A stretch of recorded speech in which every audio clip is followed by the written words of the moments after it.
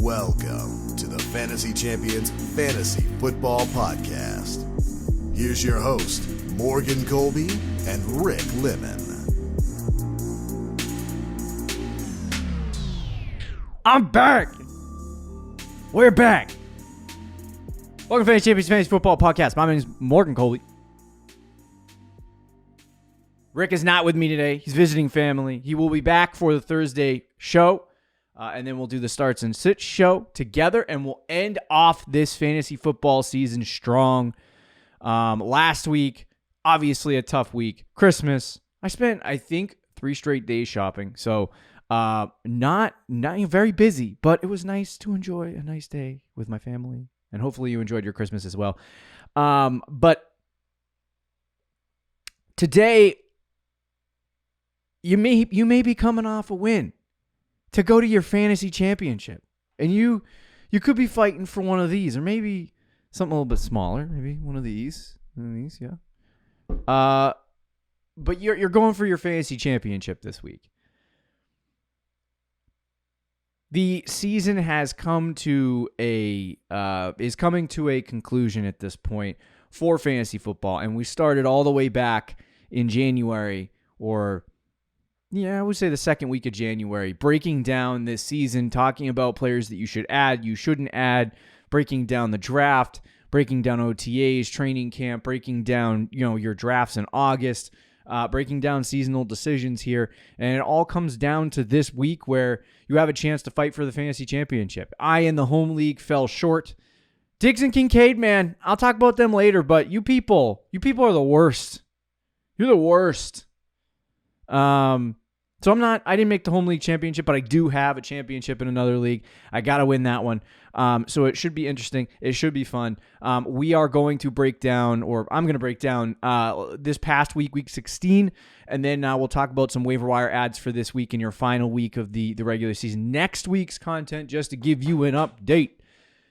We are going to do a waiver wire show for those of you that do a Week 18 championship, and then we'll do a starts and sits episode for the Week 18 championship if you choose to do such nonsense.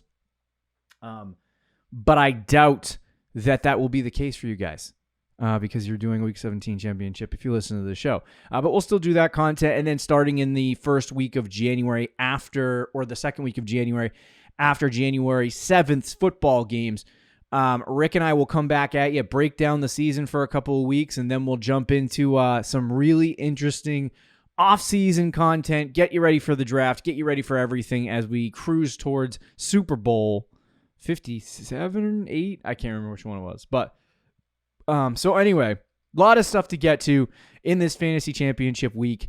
But today, we're going to do that weekly recap from Week 16, do the waiver wire breakdown. Before we do that, check our website, fantasychampions.com. Follow us on Twitter, Instagram, Facebook, TikTok.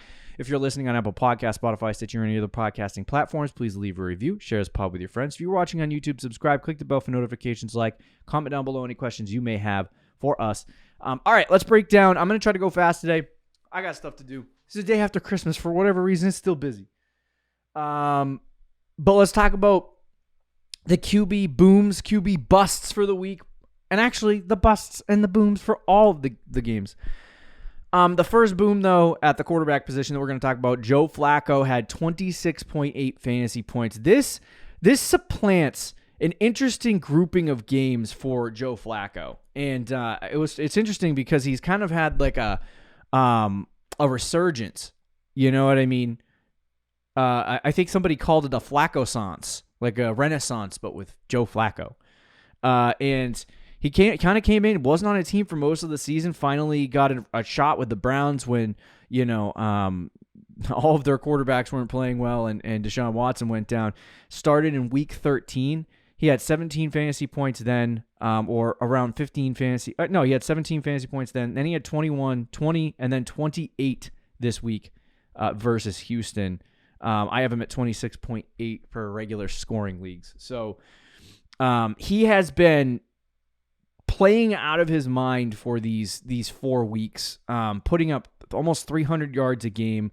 It's been crazy. And if we look at weeks 13 to 16 in the games that he has started, Joe Flacco so far is the QB1 in that stretch of time, 85 fantasy points. Interestingly enough, Jake Browning is number 1 at the quarterback position, and Matt Stafford is number 2 in that stretch of games. So, but if you had Joe Flacco on the season so far, congratulations. If you started him this week, congratulations. I think at this point he has to probably be considered a start. But I feel like at some point a game is going to happen where Flacco ends up falling apart. The funniest thing is that I did not have Joe Flacco making the playoffs on my bingo card this year, and if the Browns make the playoffs, that is going to be freaking hilarious to see Joe Flacco playing for the Browns in the playoffs. He spent all those years. I think it was the Baltimore Ravens. Josh Allen, 26 points. So did exactly what you anticipate from him. You know what I mean? He always does that. The Bills seem to have a completely different offensive attack at this point that's more predicated on the run, which benefits Josh Allen a lot because he's able to rush it for touchdowns. He's able to, rush it on the ground in a lot of ways, and he also throws it for touchdowns as well. Derek Carr had 26 fantasy points here in Week 16 as well. So a very good game for the Raiders, who beat the Chiefs, and Chiefs are now 1-3 in December, which is crazy. I was telling Rick this morning when I texted him, I said, bro, the freaking Chiefs had, I think under Patrick Mahomes and during the Patrick Mahomes era, I don't think the Chiefs lost in December, with the exception of maybe his first year starting when he lost to the Patriots, I believe, in December. But he didn't lose a lot of games in December, and now he's 1-3. So that's crazy. This season's not going well for the Chiefs. But Derek Carr ends up at 26 points. I don't know why I talked about Patrick Mahomes. Like, Derek Carr was still on the Raiders there for a second. My brain just reverted back to another year. Derek Carr is on the Saints now, and he had 26 points. So, yes, the Chiefs thing still stands, but it was not the Raiders that beat Derek Carr beat. Anyway, see, this is what happens when you come from Thanksgiving Christmas the next day. But anyway, so those are your booms at the quarterback position. Busts. Sam Howell had 2.1. I'm not sure if Howell got hurt in this game, or I think they might have benched him. I'm not entirely sure. He was benched. Yeah, he was benched in the third quarter, but he had 3 quarters to put up some fantasy points, and he did not. So he was on the struggle bus. If you started him, you probably lost your matchup because he did nothing. Brock Purdy threw, I think, 3 picks in the game. May have been 4, but he had 6 fantasy points in this game. Did not perform well at all. He got benched as well late in the game when they were down 2 or 3 scores. So, Purdy ended up not finishing the game, struggled a lot against that really good Baltimore defense. And if you started him, you probably lost this week as well. And then Trevor Lawrence, man, the dude we have talked about in the past, his just inconsistencies, his inconsistencies on the season, but in this situation, Trevor Lawrence just, fell flat on his face this week, scoring 11 fantasy points and didn't really hold it together in any way, shape, or form for your fantasy teams. Since week 14, week 15, he had 12. Week 16, he had 9. So, at this point, if you somehow made it to the fantasy championship with starting Trevor Lawrence as your quarterback, it is likely to stream. I would stream. I know he's facing Carolina, and I know that's probably going to be a game that he can win. But ever since that injury, he has not been performing well. He only played in 68% of the snaps in the game, so he was pulled for whatever reason. He's diagnosed with a sprained shoulder after the game. So I don't know if he's even going to play this upcoming week, but he disappoints even if he played the full game. Just disappointing for Trevor Lawrence on the season as a whole. So let's talk about some running back booms and busts. Breece Hall, 43.1. This guy just went bonkers this week. He absolutely went off, and this is one of those games that if you were in the fantasy playoffs and you had Breece Hall, that he won you a week. And we're going to talk about the next one, but this is one of those games where you think back and you're like, oh my God, Breece won me that game. He's had some disappointing weeks. Week 15, he had 2. So it's likely that with 2 points on your roster that you may have not made it to the next round. But if you did and he scored 43, he saved himself massively. Has had a decent second half of the season here. He did have a cold stretch, but he's been cooking. So Breece, love him. CMC had 25 points, so he did what he needed to do for your teams, but he didn't have a monster performance. So if that's what you were looking for, maybe not. And then Jahmyr Gibbs had 24.1. So good job for Jahmyr Gibbs. He's been consistently good here in the second half of the season since he kind of took over the starting role. Love to see it. And he's going to be one of my favorite running backs heading into 2024, guys. Busts. A-Chain was torching. at the beginning of the season, he was playing as good a running back, as good as a running back can in fantasy football. And I think he became one of the hottest commodities, and then he ended up getting hurt. And so I think Achane, or Achane, or whatever, however you say his name, he had that stretch where he had 51, 27, and 20. He kind of earned his spot, got hurt after only half the game played, and ended up missing a lot of time, including a bye week, 5 weeks. And then he came back and he got hurt again, missed more time. And then he came back and had 25 points. But since then, he's just 12, 9, and 4. And he's had around 40 to 50% snap percentage. So he's been getting the opportunity, just hasn't been explosive and hasn't been great here in the second half of the season. I don't know what we're looking at with Devin Achane going into next year. I mean, obviously, this is a guy that probably will take the lion's share of the carries for Miami next season if they don't go out and get another running back. But, it is interesting to see that he kind of fell apart. And if you were waiting for him to come off IR so he could be a flex or something for you, you didn't get that. And he's been disappointing. James Cook had 5 fantasy points this week. So while he's been great over this, last 3-4 weeks, he does come back down to earth and he only gets 5 points. So disappointing performance for James Cook. And then Tony Pollard, man, this has been the story of Tony Pollard all year. And I don't really think it's Tony Pollard necessarily being inefficient in any way, in terms of being a bust for the season, I would say, because he's RB13 on the season. So he hasn't really been horrible. He's been decent. He's basically an RB2 on most teams, but there has just been so many bust games for this dude, on the season. These are his totals for the whole season. 21, 19, 15 for the first 3 weeks. Really good there. 9, 7, 2 bad games, and then he has 17 against the Chargers. And then he has his bye week, and then he comes out and gets 6, 9, and 5. And at that point, a lot of people started turning off. And then he finally got back into the end zone a couple weeks in a row, had 18, 21, 17, 16. So then he came back, had a resurgence, and now he had 7 and 5 in the fantasy playoffs. Not great.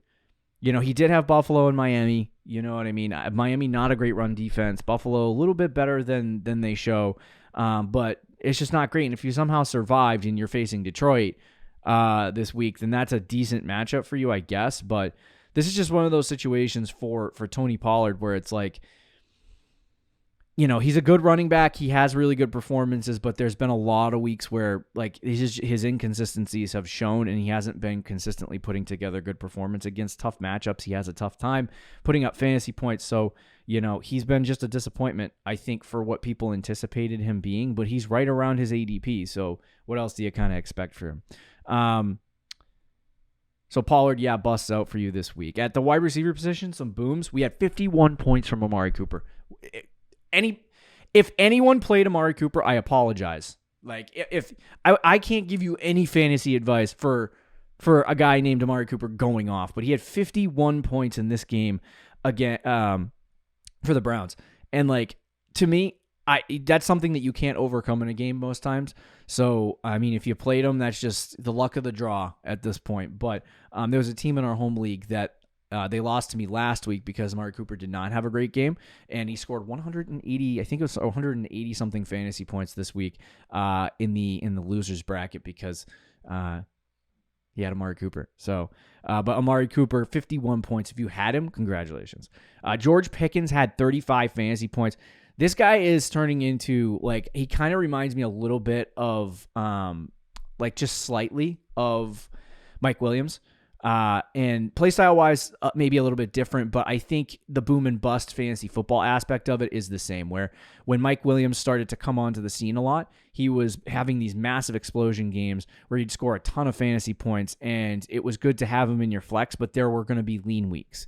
I think a better comparison would probably be 2 years ago and last year, Gabe Davis, where he has some monster performances and does some really good things and then, sucks. So I don't know if you should start him next week. I would be concerned with it if at this point, but he has a really good game this week. That was, great performance for George Pickens.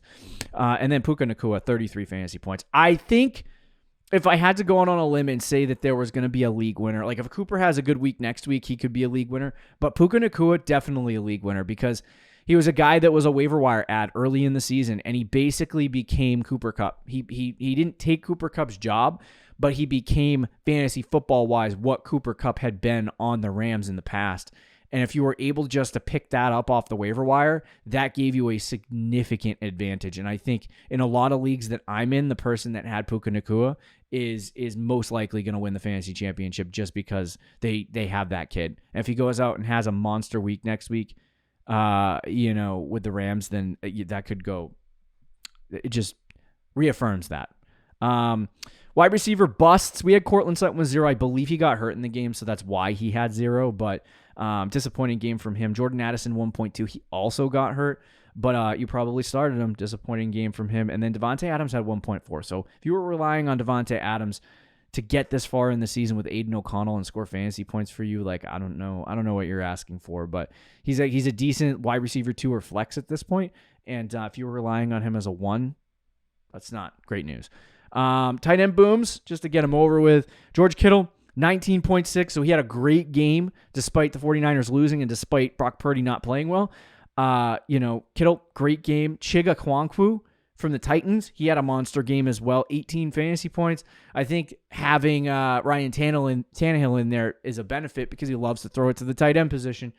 And then Evan Ingram had 17.5. So some good tight end performances. I don't know if we want to go chasing after Chig. I'll talk about it on the waiver wire portion of the show. We'll see what we want to do there. But and then Evan Ingram continues to have really good weeks. And then tight end bust this week. I don't know if you guys started these guys, but Muth was 0. So if you did start him, Freiermuth, got this signed helmet from Freiermuth. He scored 0. So I'm glad I didn't have him in my lineups this week, because if I did, would have ended up with issues. Taysom Hill had 0.2 fantasy points. The renaissance of Taysom Hill in the middle of the season was awesome, but late here he has not been able to get involved in a lot of ways, and I would imagine that fantasy championship week he goes off, but he has a struggle bus week this week and doesn't perform well. And then Dalton Kincaid. I saved this for last here, mostly because it was the tight end busts, and I always save them for last. But Dalton freaking Cade. Stephon freaking Diggs. That whole, I have some notes on them. If I'm in the fantasy championship this week and I have Dalton Kincaid and I didn't lose, okay, which I was hoping that I would end up doing, but I just couldn't get enough fantasy points to get past the dude that's going to the championship in the home league. But Kincaid, as great a tight end as he was in the middle of the season, Dawson Knox came back, and it was interesting because I wanted to see the snap percentages for Kincaid in this game, because I noticed a trend last week with Kincaid, and I wish I had acted on it instead of just taking it for what it was. But Dawson Knox came back basically after the bye. Or I think it was, I don't know, I can't remember if it was for the KC game. I want to check that out really fast, because I want to see if Knox played in the KC game. So he did play in the KC game, but he was limited. And so Kincaid was the featured tight end still in the offense. 7 fantasy points is what Kincaid had, but he had 78% snap percentage. And the following week after that, I noticed that the Bills started to run the ball a lot more against Dallas, and 49% snap percentage for Dalton Kincaid. He had 42% snap percentage against the Chargers. In those 2 games where he was under 50%, he had a total of 2 targets per game. He had 4 total targets in 2 games, both in the playoffs. So he kind of, in that middle part of the season, from week 7 to all the way to week 14, he was producing as a good fantasy tight end and then just disappeared in the playoffs. And it was too late for me to pivot and move off of him. And so at this point, if you made it to the fantasy championship, my advice to you would be to pivot off of Dalton Kincaid. If he goes off next week, then I'm willing to bite the bullet and eat that, but play it safe in your fantasy championship and go after a tight end who's going to score. Kincaid's going to be one of the hottest commodities in fantasy football next year. Seriously, one of the hottest commodities. He's tight end 13 on the year. He's had a really good rookie season, but it just didn't get the job done here at the end of the season, and I think at this point you have to be smart. You have to pivot, find another tight end that can get you fantasy points. We'll talk about that on the waiver wire program, but you have to move off of him. As far as Diggs, it's just, Diggs your first round pick. You got to eat it.